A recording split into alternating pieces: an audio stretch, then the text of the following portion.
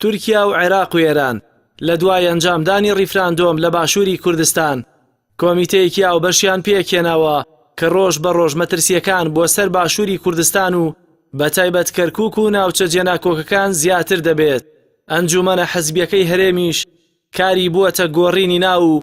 دەرکردنی بەیاننامە چاوەڕێی کردنەوەی دەرگای بەغدایە بۆ گفتوگۆ. بەرپرسێکی کۆمەڵی ئیسلامی دەڵێت هەندێک لایەن سەر کێڵانە دۆخەکەیان بام ڕۆگەیاندووە و لەگەری بەردەوامی و نەگەڕانەوەیان بۆ ڕای سەرجەم لایەنە سەرەکیەکانی هەرێم مەترسیەکان زیاتر دەبن و دەژڵێت ڕەنگە مەترسیەکان لە چاوەڕوانیدا نەبن. ئەوەی کە ئێستا دەیبینین لێرە و لەوێ کە ئەوتانێ ئێمە فڕۆکەخانەکانمان داخراوە لەوانەیە ڕێڕەوە گومرگەکانمان لەسەر دابخرێ لەوانەیە فشارەکانی سەرمان زیاتر بێ بە تایبەتی کاتێک کە دەبینین و دەبیستین و ئاگادارین بەوەی کە هەرسێ دەوڵەتی ئێران و عێراق و تورکیا کۆمیتەیەکی هاوبەشی سێلانیان پێکێنا و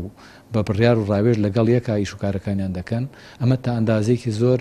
ڕۆژانە بەرەوە دەڕوین کە فشارەکانی سەر هەرێمی کوردستان بەرەو زیاتر بڕوا و لەوانەیە ڕوبڕی بارودۆخێک بینەوە کە ئێمە چاوەڕوانیمان نەکرد بێت چەندە ئێمە پێشتر پێشبینەکانمان دابوو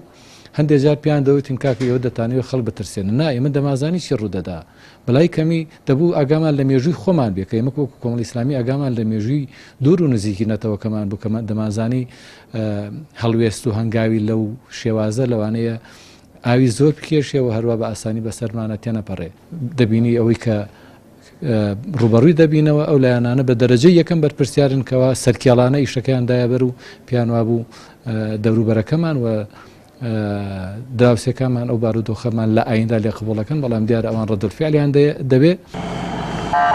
بەپێی زانیاریەکان جموجوڵەکانی حەشتی شعبی و هێزە عێراقیەکان لە ناوچە دابڕێنراوەکانی هەرێم بووەتە مەترسی سەرهەڵدانی ئاڵۆزی لە ناوچەکە و ئەنجومەنی باڵای سیاسی کوردستانیش چاوەڕێی کردنەوەی دەرگای گفتوگۆ دەکات لەگەڵ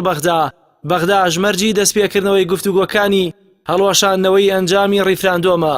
باوەڕی بەشێک لە شارەزایانی سیاسی ژەوەیە پێکێنانی ژووری عملیات و یەکریزی نێوان لایەنەکان مەرجی سەرکەوتنە لە بەرامبەر مەترسیەکانی سەر باشووری کوردستان. کێشە لە سەرکردایەتی حیزبەکانە دەبێت ڕیز بن بە یەکەوە دابنیشن کۆبنەوە شتێکە بێ بەرەنگاری ببنەوە